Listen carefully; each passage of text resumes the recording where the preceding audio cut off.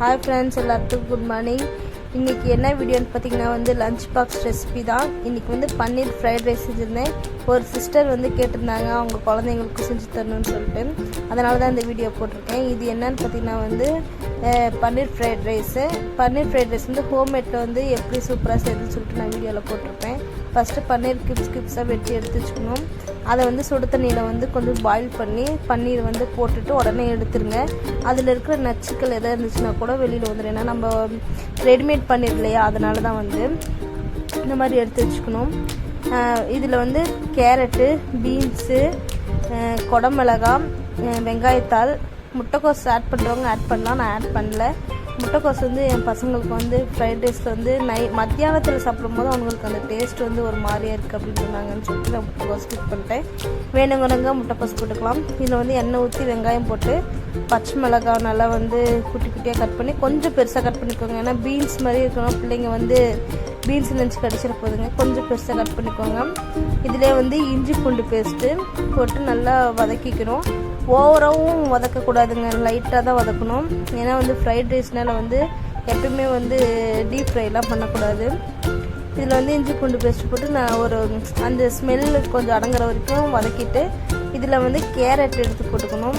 Carrot போட்டு கேரட்டும் ஒரு 2 நிமிஷம் போட்டு உடனே கேரட்டை ஒரு வதக்கிட்டு அதில் பீன்ஸ் போட்டுக்கணும். பீன்ஸ் போட்டு அதையும் ஒரு 2-3 வதக்கிட்டோம்னா போதும். ஓவராக வெந்துடக்கூடாது. இதில் கேப்சிகம் போட்டுக்கிட்டேன். கேப்சிகம் போட்டதுக்கப்புறம் பன்னீர் மெயினாக பன்னீர் எடுத்து இதில் போட்டு பன்னீர் போட்டதுக்கப்புறம் உப்பு போட்டுருவேன். உப்பு ஃபஸ்ட்டே போட்டேன், உப்பு போட்டு அதுக்கப்புறம் பன்னீர் போட்டிருந்தேன். பன்னீர் போட்டு நல்லா ஒரு வதக்கிட்டு இதில் ஹோம்மேட் கரம் மசாலா வீட்டில் செஞ்சு வச்சுருந்தோம். அது இருந்துச்சு, அது நான் அது போட்டதுக்கப்புறம்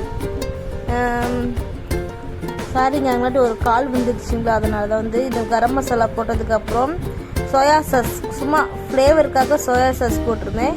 அது வேணுங்கிறவங்க போட்டுக்கலாம், வேணாதவங்க ஸ்கிப் பண்ணிக்கலாம். சோயா சாஸ் போட்டதுக்கப்புறம் கொஞ்சம் நேரம் வதக்கட்டுன்னு விட்டுட்டு அதுக்கப்புறம் அரிசி பாஸ்மதி ரைஸ் தான் வேக வச்சு எடுத்து வச்சுருந்தேன். இது வெந்ததுக்கப்புறம் கொஞ்சம் ஃபேன் காற்றுல நம்ம போட்டோம்னா உதிரியாக வரும். நான் பாருங்கள் எப்படி உதிரியாக வந்துருக்கு, அந்த மாதிரி உதிரியாக வரும். இல்லைனா அப்படியே அரிசி பிடிச்சிக்குங்களா, அந்த ஃப்ரைட் ரைஸு ஸ்ட்ரக்சருக்கு வராது. அதனால தான் நான் சொன்னேன். இந்த அரிசிலே கொஞ்சோண்டு உப்பு போட்டு ஒரு ஸ்பூன் எண்ணெய் ஊற்றி நம்ம வேக வச்சு எடுத்து வச்சிட்டோம்னா உதிரியாக வரும். ஃபைனல் டச்சாக மிளகுத்தூள் போட்டு அதுக்கப்புறம் வெங்காயத்தாள் ஸ்ப்ரிங் ஆனியன் அது போட்டு நம்ம இறக்கி வச்சிடலாம். இதுதான் ஹோம்மேட் ஃப்ரைட் ரைஸ்.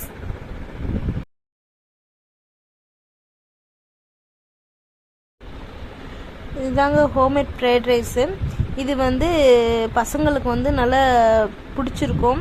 இதில் கேப்சிகம், கேரட்டு, பீன்ஸு எல்லாமே போடுறதுனால ஹெல்த்தியாகவும் இருக்கும்.